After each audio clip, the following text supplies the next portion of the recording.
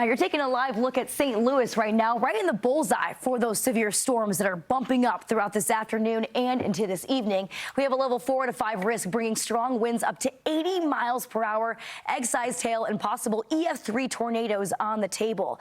Now joining us with updates is logistics specialist for St. Louis County Police Department, Kirsten Tilley. Kristen, we really appreciate your time and appreciate you coming on here with us here on Fox Weather on a really busy day. Can you start with your department? How are they preparing for this upcoming threat? So we have been keeping an eye on this weather for about the last week. We've been in close contact with the National Weather Service. They've been keeping us up to date over the last several days on the changes and what's coming our way.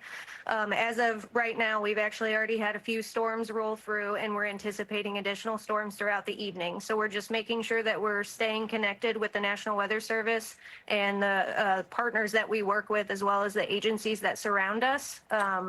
You know, if we get any very severe weather that could cause damages and everything, we want to make sure that we're taking care of our community and that we're here for everybody. And Kirsten, what are the important tips that you guys are, giving out to residents to know before this storm starts to move through? Well, we know that this storm is coming, so we want everybody to stay inside if they can.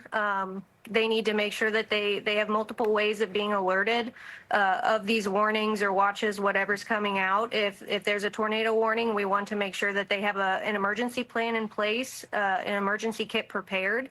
It's important that they have, a portable charger, some food, some water, some flashlights if there's power outages. If power goes out, they may not have their TV to be able to get alerts. So even a weather radio that's battery operated, we recommend using those. That's the best way to be prepared. And if that storm comes, you got to get to a safe shelter, whether that be an inner room inside a building or a basement, if you have that option. And, in case a serious storm rolls through, what resources will you guys have available in case those locals need them?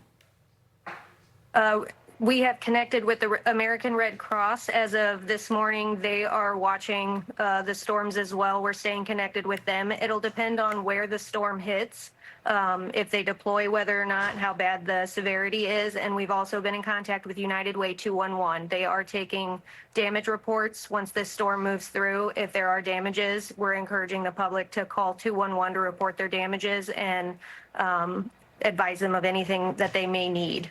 And speaking of the damages, how is your department preparing if the storms bring significant damage to those communities?